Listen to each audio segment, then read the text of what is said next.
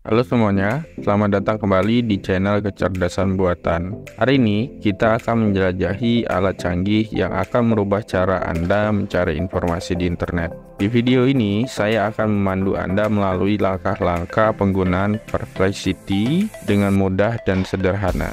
Perplexity AI adalah alat pencarian AI yang terbaru yang akan membantu Anda menemukan informasi terbaru dan akurat dalam hitungan detik. Berbeda dengan mesin pencarian biasa, Perplexity memanfaatkan kecerdasan buatan untuk memberikan jawaban yang tepat dan relevan untuk pertanyaan Anda. Langkah pertama yang perlu Anda lakukan adalah membuka browser dan masuk ke situs Perplexity AI. Jika Anda belum memiliki akun, Anda dapat mendaftar dengan cepat menggunakan Google, Apple ID, atau alamat email Anda. Setelah masuk, Anda akan diarahkan ke halaman utama Perplexity. Mulailah dengan mengetik pertanyaan atau topik yang ingin Anda telusuri di kolom komentar. Setelah mengetik pertanyaan Anda, Perplexity akan memberikan hasil pencarian dalam hitungan detik. Telusuri juga sumber informasi yang relevan dan temukan jawaban yang Anda cari.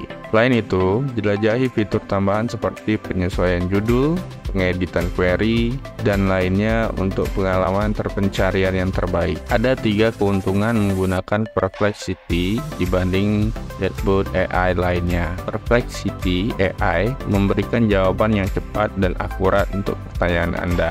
Sumber informasi yang digunakan oleh Perplexity AI terpercaya dan terverifikasi.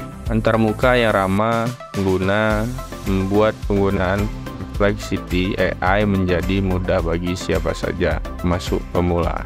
Misalnya Anda ingin mengetahui tentang pentingnya tanaman, cukup ketik pertanyaan Anda dan Perplexity AI akan memberikan hasil yang relevan dalam sekejap. Jadi itulah panduan singkat tentang penggunaan Perplexity AI. Jangan ragu untuk mencoba sendiri dan jelajahi keajaiban pencarian AI.